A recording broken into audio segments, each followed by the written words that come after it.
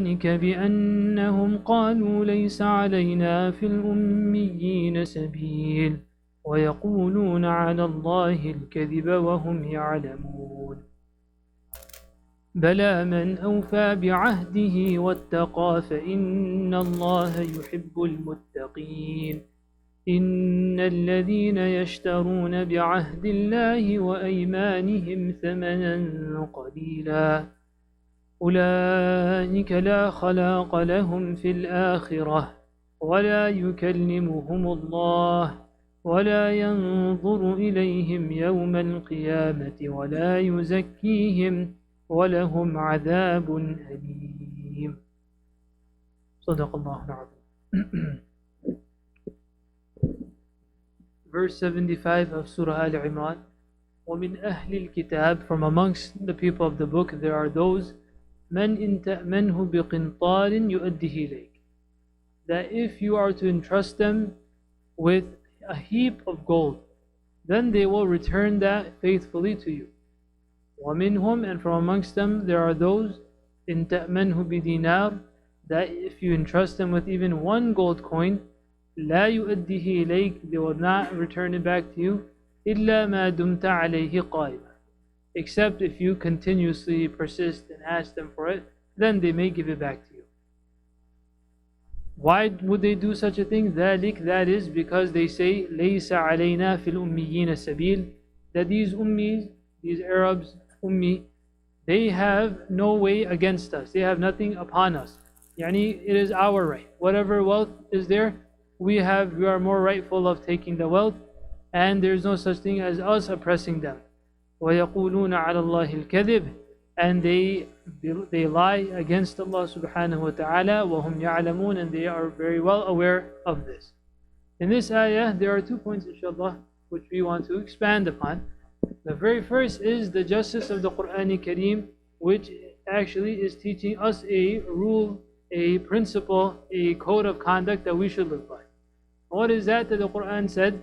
That there are some of the Ahlul Kitab who are extremely trustworthy, and there are those who are not trustworthy. And the Quran Kareem did not say that, or did not just look at the one aspect and said that, look, these are unfaithful and untrustworthy people.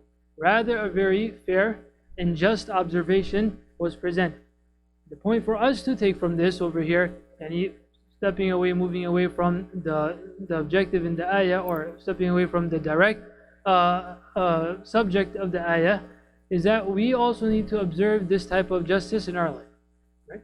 That when things are good, people are okay with each other, relationships are going okay, then it's only praises and praises, and a person goes overbound and goes above the limit, and even praising the person who they have this connection with.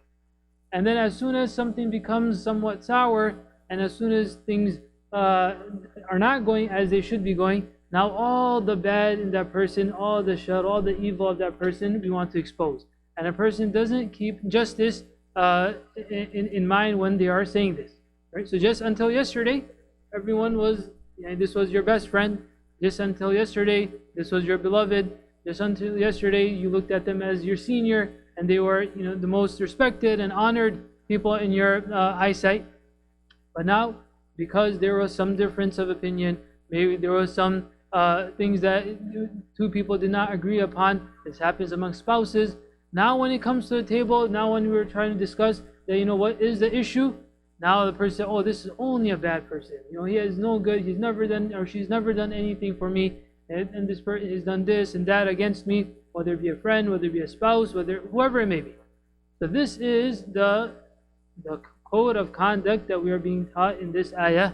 And a hadith of Rasulullah, one interpretation of it also points and alludes towards that. The hadith of Rasulullah, al-mu'min mir'atul mu'min. Al-mu'min mir'atul mu'min. A believer is like a mirror for the other believer.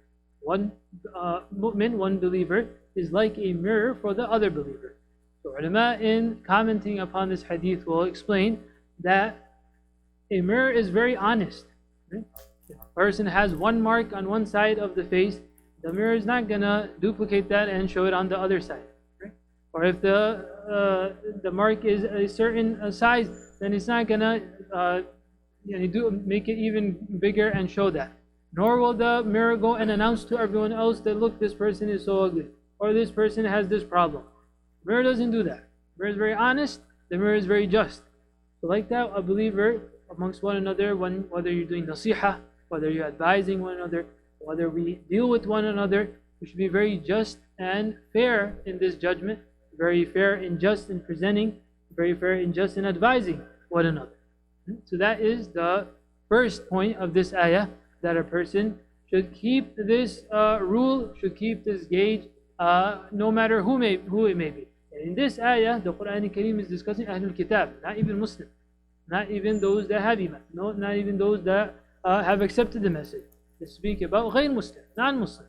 And despite that, the Quran Kareem, the ayah of the Quran Kareem is very just in this, that it does not draw a bloated picture of the situation. That is the first point. The second point is the aqidah of the Yahud, or the belief that they had, was that لَيْسَ عَلَيْنَا فِي الْأُمِّيِّينَ السَّبِيلِ, that these are ummis, we are Ahlul Kitab, we have Anbiya that used to come to us, so we are of a higher rank, right? So whatever we do to those under us, and who they consider to be under, whereas Allah subhanahu wa ta'ala, that taqwa is the gauge for Allah subhanahu wa ta'ala. Whoever has consciousness of Allah subhanahu wa ta'ala, they are the ones that are higher, and those that do not, they will be the lower. But according to them, what the cultural standard that they kept for themselves, the thought that they had regarding themselves versus others, and this is actually pride, right? This is takabbur. This is pride that we are better, hence whatever we do, it is overlooked, or whatever we do, even if it may be oppression, but that is still considered to be okay. Why? Well, because we are better. So لَيْسَ عَلَيْنَا فِي الْأُمِّيِّينَ السَّبِيلُ. So again, the point for us now to take is that these cultural standards sometimes are found amongst us as well.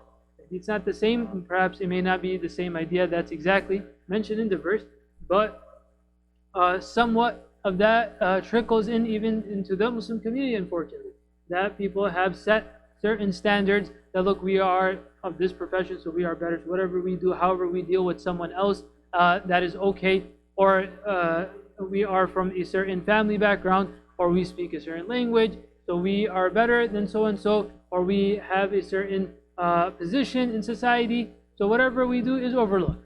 So this is a غير Islami, a non-Islamic principle to hold someone to. وَيَقُولُونَ عَلَى اللَّهِ الْكَذِبُ وَهُمْ يَعْلَمُونَ. And the reality is that they know that all of this is false. That they say that they claim that we can do whatever we want and it's in our book. Allah subhanahu wa ta'ala says that Allah subhanahu wa ta'ala never commanded anyone to do injustice. Injustice is injustice no matter who does it. Oppression is oppression no matter who does it. بَلَا مَنْ أَوْفَى بِعَهْدِهِ وَاتَّقَى فَإِنَّ اللَّهَ يُحِبُّ الْمُتَّقِينَ. That whoever fulfills the covenant of Allah subhanahu wa ta'ala, وَاتَّقَى, and adopts taqwa, then indeed Allah subhanahu wa ta'ala يُحِبُّ الْمُتَّقِينَ, يعني Allah subhanahu wa ta'ala loves, يعني Allah subhanahu wa ta'ala will reward, Allah subhanahu wa ta'ala plentifully gives to the muttaqeen, those that have consciousness of Allah subhanahu wa ta'ala. A week or 10 days ago approximately, we had said that this was a month of taqwa, that we should be checking how has our taqwa gauge gone up or down. So again, this is another way that we can gauge our taqwa. That are we fulfilling the promises? Do we fulfill contracts? Do we fulfill covenants that we have, promises that we make with people? If we've seen this progression in this short term, in the last 2-3 weeks, that alhamdulillah our Sawm, our fasting has helped us. This Ramadan was something which was of benefit to us, and alhamdulillah Allah subhanahu wa ta'ala has given us that fruit of taqwa, of consciousness of Allah subhanahu wa ta'ala. If we see that we have not progressed perhaps in this aspect, then we might want to again introspect. Ramadan, this beautiful month, is not over. Sawm is not over. We can continue fasting, we can continue the month of Ramadan, and perhaps we should be a little more mindful and conscious whilst we're fasting. Why are we fasting? What's behind it? What's the spirit behind it? What's the ruh behind it?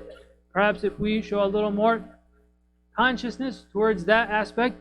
The other, mashallah, we had a very beautiful bayan in Urdu, and Mawlana was speaking about ghafla. Ghafla meaning heedlessness. Heedlessness, yani we can be fasting, we may fulfill the fard, the obligation of fasting, but did we come out with the ruh and spirit of Sawm or not? So it takes a person to be somewhat conscious and leave that ghafla behind in order to achieve and attain that taqwa. إِنَّ الَّذِينَ يَشْتَرُونَ بِعَهْدِ اللَّهِ وَإِيمَانِهِمْ ثَمَنًا قَلِيلًا, those that purchase in exchange of the covenant of Allah subhanahu wa ta'ala a very small price. Meaning anytime a person is ready to ransom the command of Allah subhanahu wa ta'ala for things of this world, whether a person is selling their iman for it, whether a person sells certain commands of Allah subhanahu wa ta'ala, whether it's a certain disobedience, ma'asiyah of Allah subhanahu wa ta'ala, a certain sin, the Quran Kareem says that's it, ثَمَنًا قَلِيلًا. It's a very small price, right? You lost out over here. That although a person may be, as far as capitalistic terms, as far as materialistic terms, it may be in the thousands and 100,000 and millions.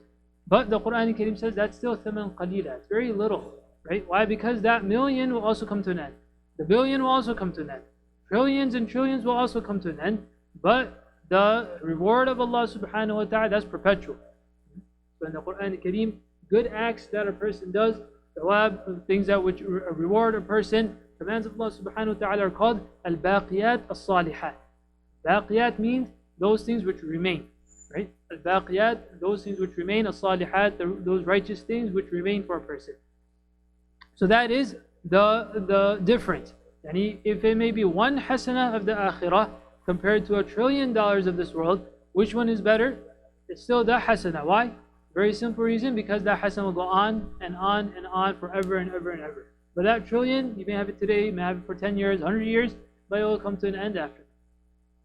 أُولَٰئِكَ لَا خَلَاقَ لَهُمْ فِي الْآخِرَةِ, those that sell their deen away, their command, the commands of Allah subhanahu wa ta'ala away, لَا خَلَاقَ لَهُمْ فِي الْآخِرَةِ, they shall have nothing in the akhirah, in the hereafter. وَلَا يُكَلِّمُهُمُ اللَّهُ, Allah subhanahu wa ta'ala, literal translation is that Allah subhanahu wa ta'ala will not speak to them. And if we want to understand this, sometimes a parent tells a child, I'm not going to speak to you. What does that mean? Yani anger. Right? So the parent is angry with the child. وَلَا يَنظُرُ إِلَيْهِمْ, if the parent said, I'm not even going to look at you, so now that's even more angry. لا يكلمهم الله, Allah subhanahu wa ta'ala will not speak to them, will not look at them. Yani Allah subhanahu wa ta'ala's wrath, Allah subhanahu wa ta'ala's anger is there. وَلَا يُزَكِّيهِمْ, Allah subhanahu wa ta'ala will not even purify them. وَلَهُمْ عَذَابٌ أَلِيمٌ, and they shall have a painful torment. Make dua that Allah subhanahu wa ta'ala give us tawfiq and understanding of the Quran al-Kareem.